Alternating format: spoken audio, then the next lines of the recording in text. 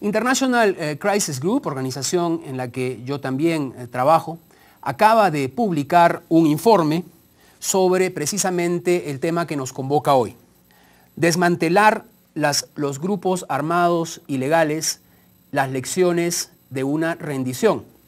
Se refiere específicamente a los hechos acaecidos en el mes de diciembre de 2011, cuando una de estas bandas criminales, el Ejército Revolucionario Popular Antiterrorista, ERPAC, anunció su sometimiento a la justicia.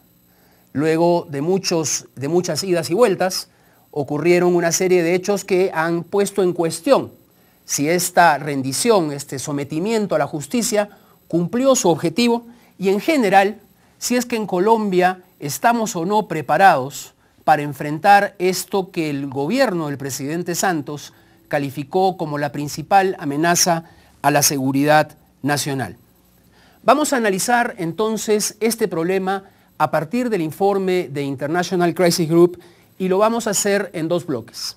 En el primero vamos a contar con la presencia, y me permito presentarla en este momento, de Silke Pfeiffer. Silke es directora para Colombia y la región andina de International Crisis Group y dirigió la investigación que está contenida en este informe. Luego nos acompañarán tres distinguidos y distinguidas panelistas que harán comentarios sobre el tema a partir del informe. Los anuncio y luego los presentaré. Nos acompañarán y ya están con nosotros en este auditorio Mónica Cifuentes, de la Alta Asesoría para la Seguridad Nacional, Eduardo González Pardo, defensor del pueblo del departamento del Meta, y Camilo Sánchez, jurista e investigador de Justicia. Invitamos a este programa a un representante de la Fiscalía General de la Nación. Lo hicimos porque sin duda, como ustedes lo verán a lo largo de este programa, fue la institución que tuvo un papel central en la recepción de los que se sometían a este proceso y principalmente, como es su función constitucional y legal, formular los cargos que permitieran investigarlos y sancionarlos. Lamentablemente no fue posible que la Fiscalía enviara un representante, lo lamentamos. Pero vamos a tratar de hacer de este programa lo más ilustrativo posible y para eso nuestro productor Luis Felipe Giraldo nos ha preparado un muy interesante reportaje con el que abrimos este programa. Veamos.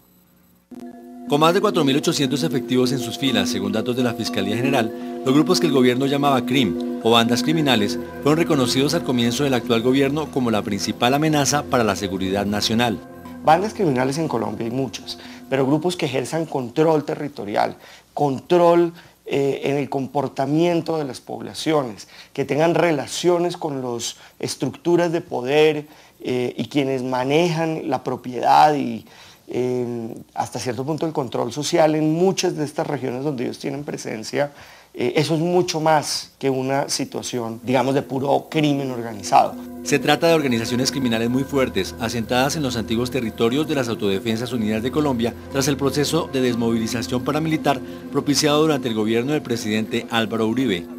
Estamos de nuevo ante una amenaza sustancial. ¿Por qué a algunos les decimos llamar neoparamilitares? Porque no son lo mismo que el paramilitarismo de antaño, pero tienen una relación de continuidad muy importante. El término preferido aquí en Colombia es de bandas criminales. Yo diría que todo grupo neoparamilitar es una banda criminal, pero no se agotan en ser una banda criminal. Su gran poder de intimidación ha retado varias veces la capacidad del Estado para enfrentarlas, como ocurrió con el paro armado de los surabeños en Antioquia y la costa Caribe el pasado mes de enero. El hecho de que ellos no conduzcan operaciones militares en contra de la guerrilla no quiere decir que no tengan una connotación política seria. Y no quiere decir que no sean una amenaza a la seguridad nacional. Y no quiere decir tampoco que sean simplemente un grupo de criminales que se están organizando por ahí. Según la policía, estos grupos armados operan en 167 municipios, pero otras organizaciones estiman que hacen presencia en 406 poblaciones y han llegado a registrar una gran cantidad de acciones violentas. La mayor fuente de sus recursos ilícitos pues provienen del narcotráfico. Posteriormente o seguidamente uno puede ver que estas bandas han ido a la extorsión e igual han ido a obtener recursos de la minería ilegal. ¿Hasta qué punto las denominadas BACRIM son diferentes a los grupos paramilitares? ¿Qué tan eficaz ha sido la acción del Estado para combatirlas? En estos 17 meses hemos logrado alrededor de obtener de los jueces de control de garantía alrededor de 2.800 órdenes de captura. Y de esas 2.800 órdenes de captura que se trabaja muy de la mano para estos trabajos con la Policía Nacional, el Ejército Nacional, la Armada, el CTI, ya se han capturado alrededor de unos 1.700. Y si usted va a las regiones, usted encuentra que una gran cantidad de cabecillas de las regiones están capturados. A pesar de los esfuerzos del gobierno y del aparato judicial para capturar y enfrentar a los cabecillas de las BACRIM, estas organizaciones mantienen su poder territorial y delincuencial y ejercen un gran control en lo local, como ocurre en el departamento del Meta. No es sino ir y hacer trabajo de campo en esta zona para darse cuenta que existe vigilantismo, que hay un control territorial, que existen labores preventivas de antisubversión, que hay una barrera invisible de control de los paramilitares y al sur de la guerrilla. Las fallas del gobierno y de la justicia para combatir a estos grupos criminales han quedado en ocasiones en evidencia. Según el último informe de la Organización Internacional Crisis Group, el sometimiento a la justicia del ERPAC, grupo que opera en los llanos orientales y que lideró hasta 2010 el abatido narcoparamilitar Pedro Oliverio Guerrero, alias Cuchillo, no solo corre el riesgo de pasar la historia como un fracaso, sino que da la impresión de haber sido otro engaño de un grupo armado ilegal al Estado. En su reporte, International Crisis Group advierte que los 272 miembros de la banda que se sometieron a la justicia en diciembre pasado eran solo la tercera parte del grupo criminal y que sus jefes, responsables de delitos graves, pueden terminar con penas breves porque no se estarían investigando todos los crímenes. El documento de Crisis Group hace un excelente balance de ese sometimiento. Yo creo que este fue un sometimiento que en particular la Fiscalía General de la Nación, que era la autoridad llamada a organizar este sometimiento, la cogió completamente desprevenida. Pues cada cual puede tener su lectura de la situación, pero para mí es una gran ganancia en la lucha contra las bandas organizadas, es una gran ganancia en evitar la impunidad, es una gran ganancia en evitar que sigan cometiendo víctimas. Y claro, es que allí no fue el grupo entero el que quiso someterse, es que no está precedido de ninguna negociación ni ninguna desmovilización, es que un criminal decide entregarse y confesar sus delitos. Y desde ese punto de vista siempre diré que conocer a un delincuente, que entreguen un arma y que acepten un delito, pues es una ganancia para la justicia. Según la Fiscalía, de los 272 integrantes del ERPAC que se sometieron a la justicia, 206 están privados de la libertad y 154 ya fueron condenados, en su mayoría por concierto para delinquir, lo que significa que si aceptan los cargos, pagarían 4 años y medio de prisión. No hizo las cosas bien porque no conocía, no tenía la inteligencia criminal la Fiscalía General de la Nación acerca de esta estructura. No sabía quiénes eran sus líderes. No había montado casos para llevarlos ante las cortes y lograr las condenas, porque no utilizó los instrumentos jurídicos para afrontar esto como una lucha contra una organización criminal. Aquí seguimos empeñados en afrontar formidables organizaciones del crimen con responsabilidades penales individuales. Ahora nos corresponde a nosotros, a la Fiscalía General de la Nación, a la Policía Judicial, investigar esos 272, qué otros delitos fuera del concierto para delinquir cometieron, y en eso nos encontramos. Para Crisis Group esto no es suficiente, pues para acabar con estos grupos se requiere investigar otros crímenes tan graves como la violencia sexual. Es necesario además desmantelar también las redes de apoyo integradas por actores políticos y económicos y hasta miembros de la fuerza pública involucrados con estos grupos. ¿Qué lecciones podemos aprender del sometimiento a la justicia de 272 integrantes del ERPAC? ¿Fue un engaño al Estado? ¿Cómo desmantelar las estructuras que mantienen casi intactas a estas organizaciones? ¿Qué sucedería si consolidan su poder regional y local? ¿Qué está pasando con las víctimas de las llamadas BACRIM? En Cómo va la paz se abre el debate. Muchas gracias al equipo de producción por este interesantísimo reportaje. Hemos escuchado las declaraciones del jefe de la unidad anti-BACRIM de la Fiscalía General de la Nación y de un analista experto, Jorge Restrepo, que ha desarrollado varios estudios sobre lo que significan las BACRIM en términos de seguridad nacional. ¿Es un éxito? ¿Es un fracaso? ¿Qué cosa fue lo que pasó en diciembre en Villavicencio con el ERPAC? ¿Qué está pasando con la estrategia del Estado frente a las bandas criminales? Estamos, conforme a lo anunciado, con Silke Pfeiffer, directora para Colombia y la región andina de International Crisis Group, que es quien escribió y dirigió la investigación que dio como producto este informe. Silke, bienvenida al programa. Muchas gracias. Buenas noches. Buenas noches. Silke, ¿qué lecciones nos deja el sometimiento del ERPAC? ¿Qué aprendizaje puede hacer Colombia de esa experiencia? Pues yo creo que la lección principal es la que la Fiscalía llegó al proceso, que era un proceso importante, un sometimiento colectivo de un nuevo grupo armado ilegal, demasiado poco preparada, pero que además la tarea es demasiado importante como para dejarla en manos exclusivo de la justicia y que por ende es importante que el gobierno también asuma un mayor liderazgo en sometimientos futuros. ¿Y qué papel le toca al gobierno en estos casos? Porque este fue un tema que fue entregado a la justicia y que ha sido considerado un tema eminentemente de justicia penal. ¿Qué papel le toca al gobierno? Pues el gobierno ha tomado una decisión muy clara sobre el tema. El gobierno califica a estos grupos como grupos criminales, crimen organizado, a cambio y en oposición a las partes del conflicto, guerrilla y paramilitares. Eso significa que la oferta del gobierno frente a estos grupos es que se sometan a la justicia. No hay otra oferta más allá de esto, cuando hay otras ofertas frente a los otros grupos que son parte del conflicto. Nosotros creemos que esta oferta o que esa respuesta no es proporcional a la amenaza que constituyen estos grupos. Tú mismo mencionaste que el presidente Santos reconoció que estos grupos hoy en día representan una de las amenazas principales para la seguridad del país. En ese sentido, creemos que tiene que haber una oferta más allá de la oferta jurídica, sobre todo tomando en cuenta las limitaciones del sistema de la justicia para enfrentar semejantes tareas.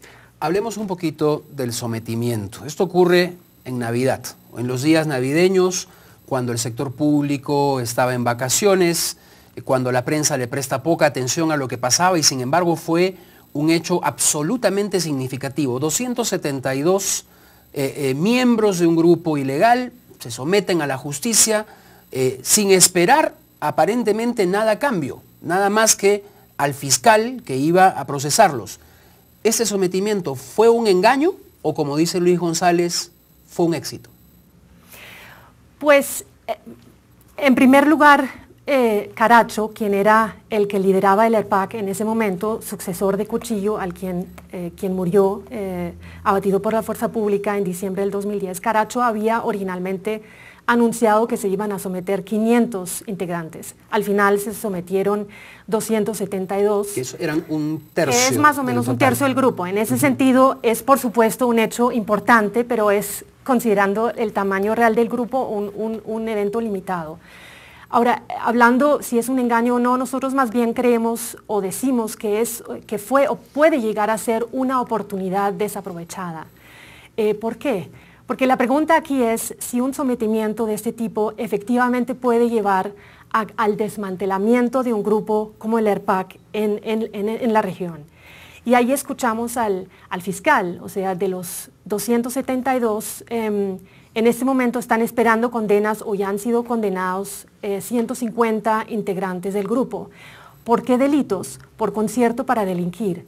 Eso es un delito relativamente menor cuando es bien conocido que estos grupos cometen crímenes mucho más graves, equivalentes a violaciones de derechos humanos.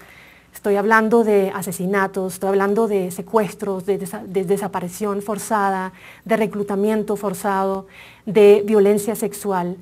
Todos estos crímenes tienen que investigarse, y no solamente estos crímenes. ¿Cómo se sostienen estos grupos en las regiones?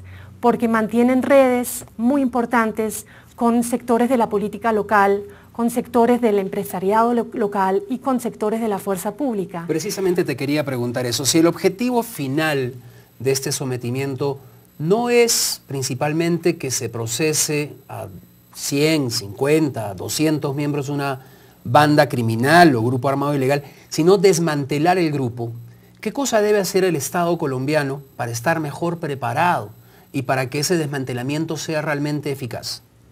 Pues en primer lugar, investigar no solamente el tema del concierto, o sancionar no solamente el tema de concierto para delinquir, sino tratar de generar información, investigar otros crímenes para entender cómo han funcionado estos grupos. Es información que necesitamos para poder desmantelar los grupos, pero también las redes detrás. Ahí hablamos de una oportunidad desaprovechada hasta el momento. El fiscal anuncia, el doctor González anuncia que sí se van a investigar, ojalá sea así. La otra oportunidad hasta ahora desaprovechada es la oportunidad que ofrecen los miembros rasos de estas filas. La Fiscalía ha estado muy reacia, muy cautelosa en aplicar instrumentos que prometerían beneficios legales a estos miembros rasos a cambio de que puedan ofrecer información que nuevamente ayude a desmantelar los grupos, sus estructuras, información sobre sus superiores, operaciones, rutas, redes, etc. Pero más allá de, digamos, de una respuesta más sólida, jurídica, y volviendo al tema del gobierno, estamos diciendo que para poder ofrecer una respuesta más integral hace falta que el gobierno se involucre. Y hay temas y frentes que están abiertos, como por ejemplo el tema de las víctimas. ¿Quién atienda a las víctimas de las BACRIM? En este momento no hay claridad sobre, todavía si se pueden acoger bajo la ley de víctimas o no. En la conclusión del informe, primera línea, se dice que los instrumentos de justicia transicional y de DDR, ¿no?, la desmovilización, desarme y reinserción, pueden ser los instrumentos claves para desmantelar a los grupos armados ilegales y reducir el crimen y la violencia. Justicia transicional para estas bandas criminales, para estos grupos armados ilegales. ¿Cómo se puede aplicar justicia transicional a estos grupos? Pues nosotros no nos queremos meter en este momento en toda la discusión sobre el estatus jurídico de esos grupos. El gobierno los califica como crimen organizado y entonces dice no hay oferta de negociación, no hay oferta de DDR. Sin embargo, creemos que sí puede haber una oferta administrativa, por ejemplo, en prevención del rearme, que es un fenómeno real. O sea, estos grupos se están reciclando constantemente en la región y estos integrantes del ERPAC, por ejemplo, no pueden esperar ninguna oferta de reintegración por parte del gobierno. En ese sentido, hablando no de justicia transicional, uno puede pensar en el diseño de un programa que sí ofrece beneficios básicos de reintegración para prevenir el rearme y en ese sentido también atender al derecho de las víctimas a la no repetición de los crímenes. Me imagino también que uno de los temas que vamos a hablar con el defensor del pueblo del Meta en la segunda parte de este programa es cómo evitar el reclutamiento forzoso, ¿no? El informe menciona algunos casos específicos de niños, por ejemplo, y hace recomendaciones específicas sobre el tema de niños. ¿Nos cuentas un poco eso, por favor?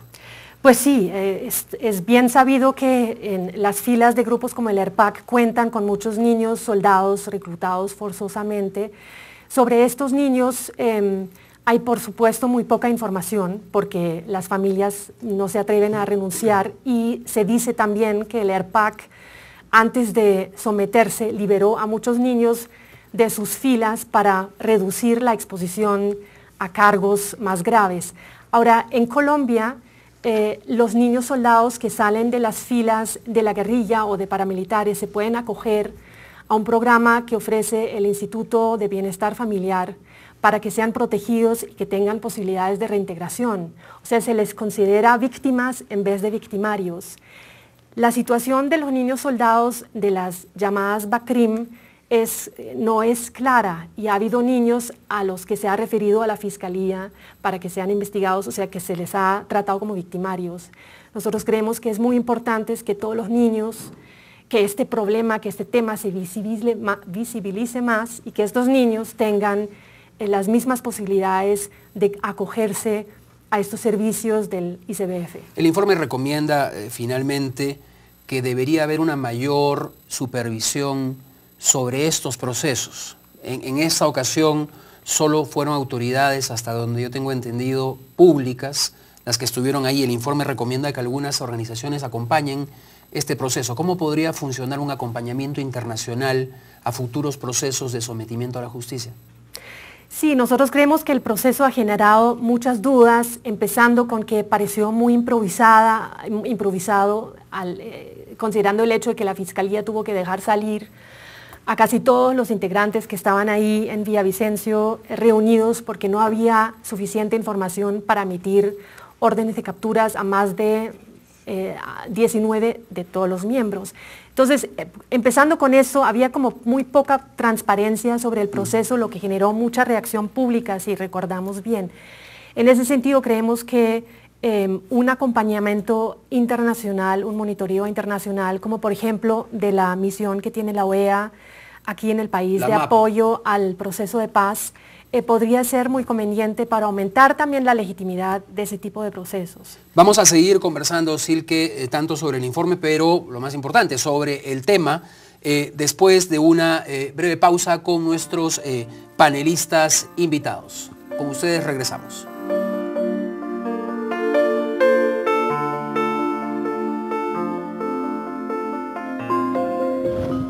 Ya regresa el análisis en ¿Cómo va la paz?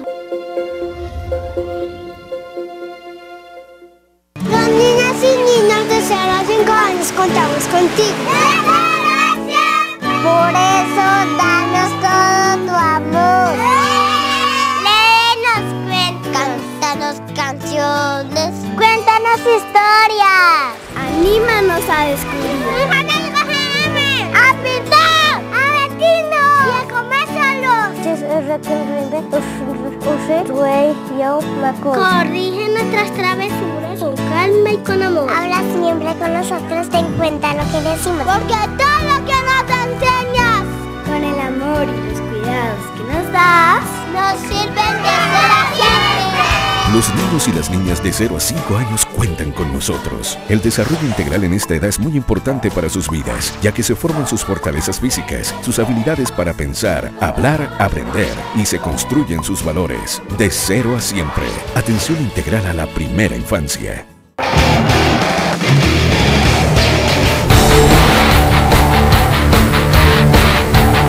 Koji Kauto. Si quiere verlos, no se pierda este 30 de junio, 1 y 2 de julio, la transmisión exclusiva de Rock al Parque 2012. Desde el Parque Metropolitano Simón Bolívar, Canal Capital, el canal de Rock al Parque.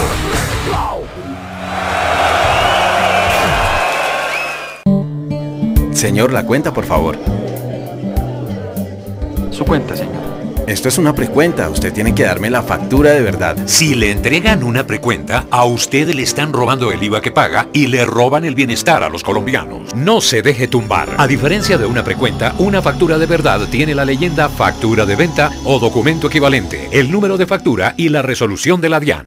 La factura es el ingrediente que siempre debe estar en el menú. Exíjala. El análisis continúa en ¿Cómo va la paz?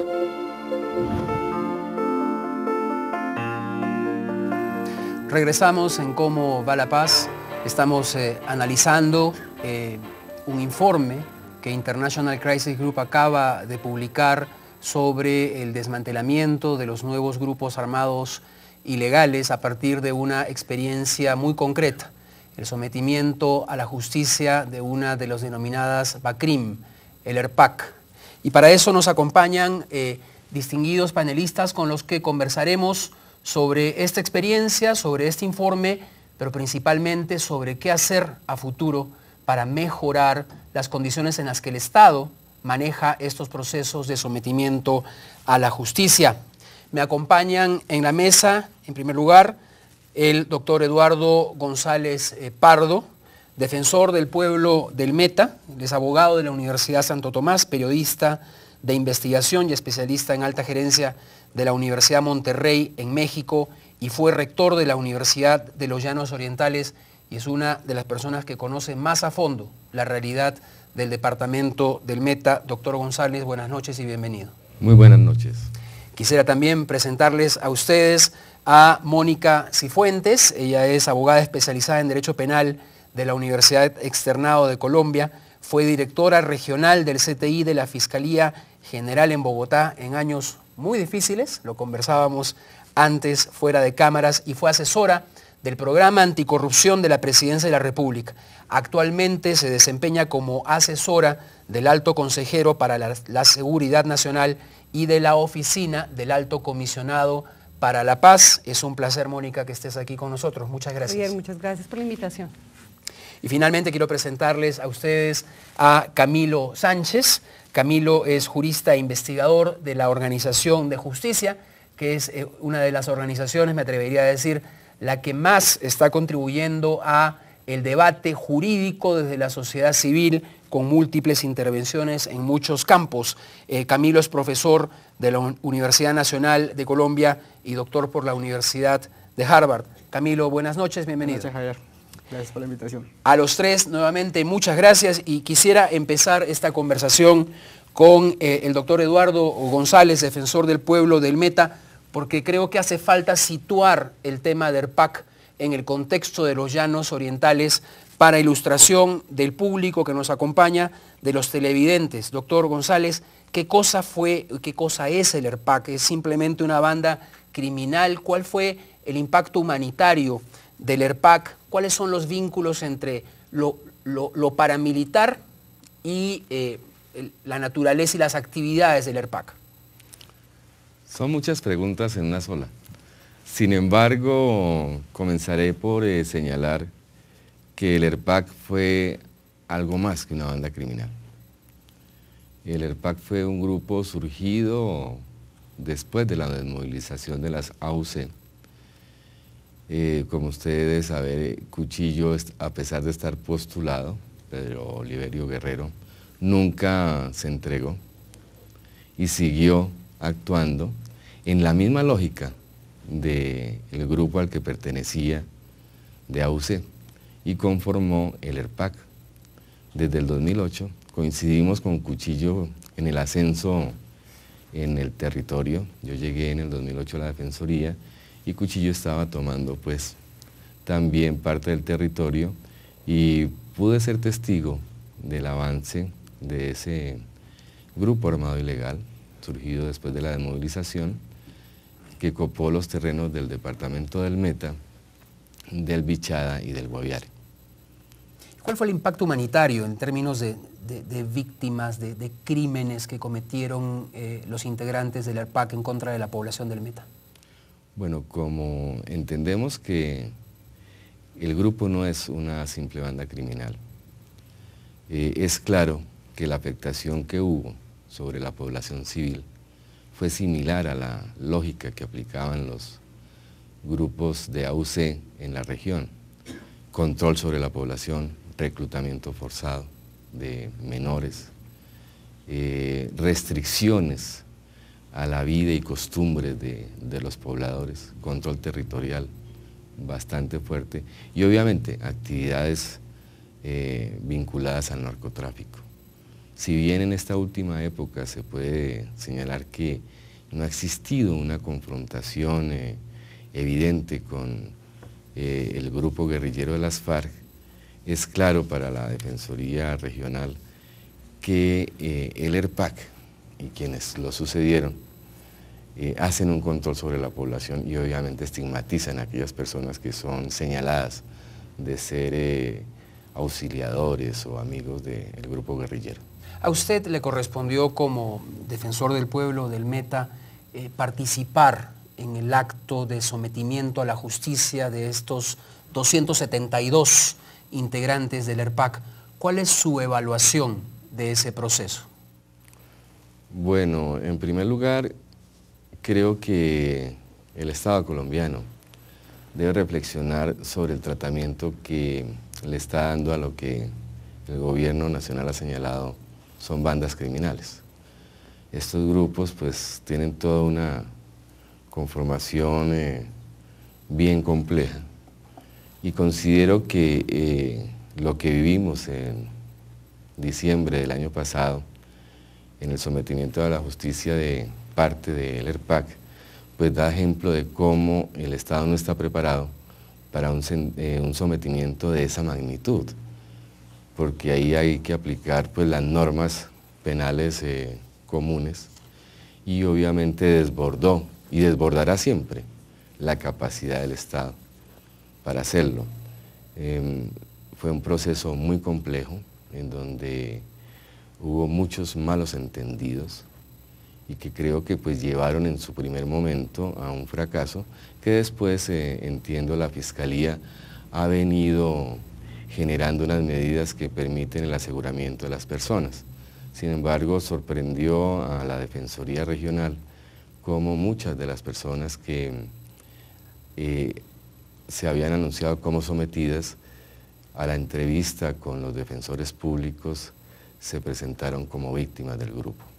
Entonces creo que no hubo muchas cosas claras para las personas que se sometieron en ese momento a los que han llamado rasos, porque manifestaron siempre que se les había señalado que daban una entrevista y salían en libertad. Este fue un proceso, perdón, doctor, como decía Jorge Restrepo en el reportaje, que agarró al Estado desprevenido. Yo quisiera hacerle la misma pregunta a Mónica Cifuentes de la Alta Consejería, Alta Asesoría para la Seguridad Nacional. Mónica, tú también estuviste presente en Villavicencio en representación del gobierno. ¿Cuál es tu evaluación de ese proceso? Gracias, Javier. Permíteme primero hacer un pequeño distinción que me parece que es clave en este diálogo, y es porque el gobierno nacional las ha caracterizado a estos grupos armados, a estos BACRIM, como unos grupos de crimen organizado y no como unos grupos armados organizados al margen de la ley de aquellos del Protocolo de Ginebra. Entonces quisiera empezar un poco advirtiendo que en el estudio que hemos hecho de estas nuevas organizaciones, lo que hemos advertido es que se reproducen mediante un sistema de franquicias, es decir, no tienen esas mismas estructuras de los paramilitares anteriores, sino que más bien obedecen a la protección de un fenómeno delincuencial básico que es el narcotráfico. Ellos están protegiendo unos intereses narcotraficantes en la zona, donde no es claro, de todas maneras, ver un mando responsable y un mando de naturaleza militar. Tampoco hemos encontrado dentro de su caracterización un tinte ideológico que pretenda de alguna manera la desestabilización del orden constitucional y legal. Su quehacer realmente gira alrededor de esas problemáticas del narcotráfico. Por otro lado, sus operaciones sostenidas y concertadas no se ven tampoco de manera muy definida. Ellos reaccionan contra la fuerza pública a partir igual de la protección de esos cultivos ilícitos o de esos sistemas de narcotráfico.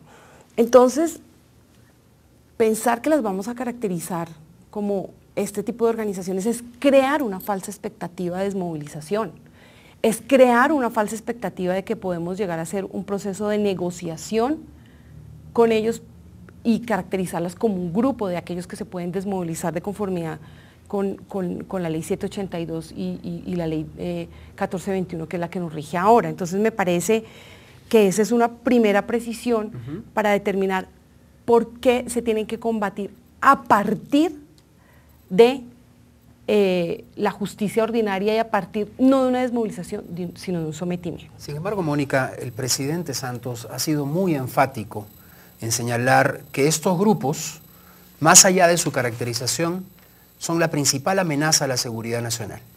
Y entonces yo te pregunto, ¿cuál es la estrategia del gobierno frente a ellas? Más allá del nombre jurídico que se le pueda dar, ¿cómo está enfrentando el gobierno esta amenaza? Bueno, definitivamente sí, no, son unas bandas que amenazan gravemente a la seguridad nacional y no lo estamos desconociendo. El gobierno nacional tiene una política muy interesante que me permito simplemente y rápidamente definir en estos puntos. Es una política multidimensional e interinstitucional que busca desmantelar la organización, no solamente someterla a la justicia, sino en términos de desmantelamiento, que es eliminar los factores que permiten su existencia en las zonas y generar en las zonas unas condiciones que lleven al control institucional, por un lado. Y eso requiere, obviamente, información. Ustedes saben que existe un CI2 BACRIM que permanentemente las está monitoreando, analizando el fenómeno y determinando de qué tipo de grupos estamos hablando. Se requiere también una estrategia para no abordarlas desde el punto de vista microdelincuencial. Estos son unas bandas, estamos enfrentando unas bandas de fenómenos macrodelincuenciales. Y en ese orden de ideas hemos estructurado todo un proyecto de investigación de segundo nivel, y lo llamamos así porque las investigaciones ahora son investigaciones completas, no es simplemente la investigación del concierto para delinquir, sino de todos aquellos delitos que rellenan ese concierto, por decirlo de alguna manera, y se está investigando entonces ahora los delitos de extorsión, los delitos de homicidios selectivos y las vendetas entre estas bandas criminales, los delitos de minería ilegal y, por supuesto, la manera en que se financian. Por eso ahora hemos emprendido unas investigaciones coordinadas, interinstitucionales, sobre el tema del lavado de activos para finalmente poder llegar a unas claras extinciones del derecho de dominio. Vamos a volver al tema de la estrategia integral, pero yo quisiera pasar con Camilo Sánchez y hacerle una pregunta que fue la que se le hizo a Jorge Restrepo en el reportaje. ¿Se pudieron haber hecho mejor las cosas en el sometimiento? ¿Qué se puede mejorar en la actuación de la Fiscalía? Muy bien, yo concuerdo con Jorge en que sí se pudo haber hecho mejor la tarea.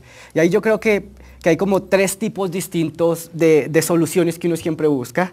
El primero es si las normas que se aplicaron eran las que se debían aplicar, o sea, si necesitamos normas nuevas, ¿no? Y es el punto de, son sometimientos, hay que negociar, hay que hacer un marco jurídico de negociación o de sometimiento. Ahí yo me preocupo muchísimo, porque yo creo que en este país, y lo muestra el actual debate en el Congreso ahora de la reforma a la justicia, entre más leyes tenemos, más vacíos jurídicos encontramos. Y yo creo que en este momento nosotros tenemos distintas normas, es todo un tutti frutti de normas, si son guerrilleros, si son paramilitares, si es movilizable en aquella época, colectivamente, individual. Digamos, yo creo que el problema va más allá de lo normativo y no creo que sea normativo. Y por eso creo yo que es el marco jurídico para la paz constitucional que acaba de salir, creo yo que abre demasiado la puerta, primero, a seguir permitiendo esta desmovilización individual, por ejemplo, que yo creo que no contribuye como un mecanismo de justicia transicional a enfrentar realmente los problemas. En segundo lugar, están todos los asuntos ya más técnicos, jurídicos, de si la Fiscalía realiza bien la investigación, de si la Fiscalía estaba preparada para enfrentar esto. Permíteme, con Camilo, ahí, información. para que puedas completar esa parte. El tema es si la Fiscalía debe o no investigar todos y cada uno de los crímenes cometidos por los miembros del ERPAC, o limitarse a un proceso rápido y condenarlos muy rápido para garantizar un sometimiento. Yo no creería que debería ser lo segundo, digamos, porque ahí perderíamos gran parte de la verdad. Y en parte lo que puede hacer es, si tú haces un programa de seguimiento el próximo año, tal vez puedes tener como panelista una persona que ya pasó por el sistema de justicia y está de nuevo después del sometimiento, ¿no? Porque después de los beneficios, no solamente los beneficios de confesión y delación, sino luego los de prisión, pues van a permitir eso y de alguna manera la verdad va a salir. Lo que nos muestra este sometimiento es que ellos estaban acartillados y ellos sabían cómo jugar el sistema. Estaban asesorados, instruidos. Todos y ya preparados. sabían, tenían la misma versión, decían, yo no conocí nada, yo no participé en nada, yo simplemente hacía esto y por eso me pagaban. Una versión, digamos, ya preparada, en donde cuáles fueron todos los crímenes y los impactos humanitarios que nos hablaba el defensor del pueblo, se perdieron. Entonces yo creo que esa visión no sería. Yo creo que lo que hay que ver es cómo, digamos, la Fiscalía mejora su función de cómo enfrentarlo, pero también cómo otros instrumentos entran a funcionar. Por ejemplo, si los acuerdos de contribución histórica de la 1424 funcionaran, ahí estaría una fuente de información fundamental para evitar que esto pase, para que la Fiscalía esté preparada, para que el Estado esté preparado y pueda de cara a las víctimas y de cara a los procesos penales enfrentarlos. Yo creo que eso es fundamental. Y también creo que el tercer punto ahí es fundamental, es el de cuál es la política criminal del Estado, y ahí el gobierno tiene mucho que ver, no solo la Fiscalía. Yo creo que el hecho, por ejemplo, de que el gobierno diga, nosotros no vamos a generar una expectativa de negociación porque no vamos a negociar, yo creo que más allá de que podemos discutir eso más adelante, yo creo que eso no quiere decir la Fiscalía va a ir sola a enfrentar este tema. Precisamente, porque hace parte de la idea de cuál es la política criminal del Estado, el Estado cómo controla y cómo hace ejercer esas garantías de no repetición de las cuales tú hablabas hace un rato para enfrentar esa situación de manera más integral. Una política criminal del Estado en la que efectivamente el gobierno tiene un rol. Mónica, ¿es suficiente el marco jurídico que tenemos para enfrentar a estas bandas criminales? ¿Qué cambiar? A ver, permíteme simplemente hago una precisión frente a un comentario que hace Camilo muy interesante, y es el marco jurídico para la paz. Yo creo que hay que diferenciar claramente una ruta y la otra. Las organizaciones en el marco del conflicto armado ya están definidas, y ese marco jurídico para la paz será para ellos y solo para ellos. Nada más peligroso para el sistema de justicia ordinaria que una justicia transicional permanente. Entonces lo que no podemos hacer es pretender reencauchar organizaciones para después someterlas a un marco jurídico para la paz, pretendiendo con eso acabar el conflicto. Entonces es claro que el gobierno nacional, por un lado, si se dan las condiciones, negociará con quienes han estado reconocidos, y por el otro lado, endurecerá la política de judicialización para aquellos considerados como grupos de delincuencia organizada. Mónica, pero en temas muy concretos como el tratamiento de los niños, por ejemplo, y la posibilidad que reciban los mismos beneficios que los niños afectados por el conflicto armado. Javier, lo tienen. ¿Lo tienen? Los niños tienen unos programas especiales de restitución de derechos. Los niños tanto desvinculados del conflicto como aquellos que cometen delitos tienen unos programas especiales dentro del Instituto Colombiano de Bienestar Familiar que lo que pretenden es la restitución de sus derechos. Y por otro lado, lo que tiene que hacer el Estado es unos programas muy fuertes de prevención de reclutamiento. Entonces, si por un lado se están o desmovilizando o sometiendo a la justicia, y por el otro lado no hay unas políticas fuertes de prevención de reclutamiento que nos permitan que no nos estén echando el agua al barco cuando la estamos sacando, pues vamos a ir avanzando en el tema. Y rápidamente, frente al punto de las normas, yo creo que las normas alcanzan. Lo que tenemos alcanza. Lo que necesitamos es una aplicación, digamos, inteligente, razonable, inclusive ir un poco más allá y poder aplicar sistemas como que trae la ley 906 como principios de oportunidad, preacuerdos. Pero hay cosas etcétera. por mejorar, Mónica. O sea, lo que pasó en diciembre tuvo muchos problemas. Hay algunas cosas en la operación de los funcionarios, en el marco legal, pero hay cosas que mejorar. Una cosa es el entendimiento de la norma y otra muy diferente es la manera, digamos, una cosa es las normas que existen y otra cosa es la aplicación de las mismas. Entonces yo creo que en eso hay que diferenciar. Una cosa es la logística, que de pronto fue un poco insuficiente, o la previsión de las capacidades de lo que se necesitaba en ese momento en la zona, pero yo creo que podemos anticipar y los riesgos para un futuro sometimiento. Perfecto, vamos a seguir conversando, vamos a hacer una breve pausa y regresamos con la parte final de esta conversación sobre cómo enfrentar a los nuevos grupos armados ilegales en Colombia. Regresamos.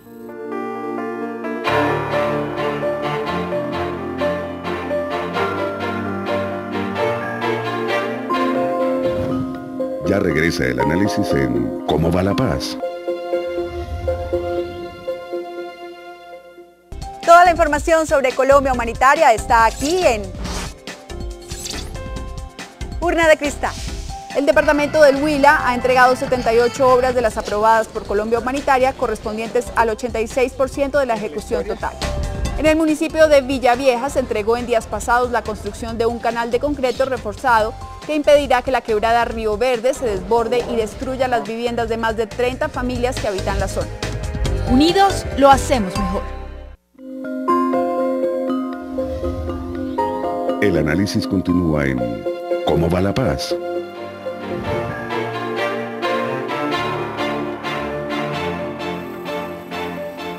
Estamos analizando en cómo va la paz, de qué manera se puede enfrentar una amenaza a la seguridad nacional, pero una amenaza también a seres humanos concretos, a las víctimas, a los que han sufrido en estos últimos años los embates de estos nuevos grupos, sucesores de paramilitares, reciclados, grupos de narcotraficantes, llamémoslos como los llamemos, hay víctimas y es sobre ese tema que quiero dedicar estos últimos minutos con los panelistas. Quiero empezar haciéndole una pregunta general a Silke Pfeiffer y les pido a todos respuestas muy breves por el poco tiempo que nos queda.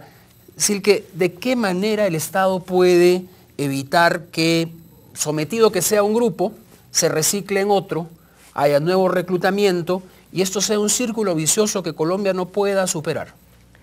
Sí, ese es justamente el tema. Me parece muy alentador escuchar lo que Mónica nos cuenta sobre el enfoque mucho más interinstitucional e integral de la política del Estado. Me parece alentador que el doctor González nos cuente que se van a investigar todos los crímenes. Ahora, es importante que veamos el impacto de esto en la realidad. El gobierno dice que ha capturado a más de 12.000 integrantes de estos grupos en los últimos años. ¿Cuál es el impacto que han tenido esas capturas en el terreno? 12.000. ¿Qué pasa con estas personas? Quisiera traer solamente un ejemplo que nos puede contar mucho. Alias Pijarbey, el segundo al mando de ERPAC, bajo alias Cuchillo, fue capturado en el año 2009. Fue condenado a 4 años de prisión por concierto de delinquir. Salió a principios de este año, después de ni siquiera haber cumplido toda su pena. Salió y está nuevamente a mando de una de las disidencias que dejó el ERPAC de los integrantes que no se movilizaron. Entonces, el tema es que si no investigamos todos los crímenes, si no sancionamos apropiadamente y si sobre todo se dejan intactas las estructuras en el terreno que habilitan estos, que apoyan a estos grupos, simplemente estos cabecillas van a volver al terreno, van a retomar el mando y se van a reciclar estos grupos. Entonces las capturas y todo el esfuerzo que el Estado mete en inteligencia, en fuerza pública, no tienen impacto. Necesitamos, por ende, un acercamiento mucho más integral. Porque las franquicias de las que nos hablaba Mónica se multiplican como comida rápida. En este país los grupos armados se van creando de una manera mucho más rápida que la estrategia del gobierno puede seguirlas. Yo quiero preguntarle al defensor del pueblo del Meta, doctor González Pardo, en su función como defensor del pueblo, en donde el tema de víctimas tiene un eje central, ¿cómo evalúa usted la situación de las víctimas en el Meta y en particular en relación a estos grupos? Bueno, debo señalar que después del sometimiento a la justicia de ERPAC, aparece un nuevo grupo, Libertadores del Bichada, que recoge gran parte de la estructura del ERPAC y viene actuando muy fuertemente en Bichada, Meta y Guaviare. Asimismo hace presencia el bloque Meta en la parte del Ariari y se siguen generando víctimas día a día. El grave problema, la encrucijada que tenemos es que estas víctimas quedan por fuera de las normas de justicia transicional que se han creado para las víctimas. Precisemos, porque la ley de víctimas señala que se aplica solo a las víctimas que ocurren en el contexto del conflicto armado. El conflicto armado. Y mientras que sigamos considerando que estos grupos son simples bandas delincuenciales, se van a generar víctimas que no van a tener una respuesta en ese grado de justicia transicional. La verdad de lo que está pasando nunca se va a saber. O sea, todos estos mecanismos que se han creado en busca de la paz van a ser ausentes en estas víctimas que está generando, que ha generado está generando y seguirá generando lo que se ha denominado bandas criminales, que nosotros denominamos grupos surgidos por la desmovilización de los AUC. Que se multiplican, porque yo me imagino que ahora que el gobierno está impulsando la ley de víctimas y se está empezando el registro y la reparación, cuando una víctima de un grupo llamado banda criminal se pone en la fila, le dicen, no, usted no es víctima, o por lo menos no es víctima en este sentido. Vaya a la justicia ordinaria, consiga su sentencia, no le vamos a reparar en el mismo sentido. Pero hace poco, Camilo, la Corte Constitucional ha anunciado una sentencia precisamente sobre este tema que nos daría algunas luces de cómo se podría resolver el impasse y el vacío respecto a estas víctimas. ¿Nos cuentas un poco, por favor? Así es. Por lo que conocemos que anunció la Corte que va a ser la sentencia C-253 de 2011, algunas personas preocupadas por esto demandaron la interpretación de conflicto armado y esa idea de relación al conflicto armado. Y la Corte dijo que definitivamente están las víctimas de lo que consideramos conflicto armado como grupos guerrilleros o lo que se conocía como paramilitares, y que aquella violencia que tenga relación suficiente con el conflicto van a ser parte de las denominadas víctimas de este marco de transición. Eso yo creo que mejora la situación aun cuando no la resuelve, porque en estos temas de interpretación pues vamos a seguir con vacíos y este tema que yo creo que es fundamental que desde el registro y desde la unidad de víctimas, digámoslo así, se enfrente.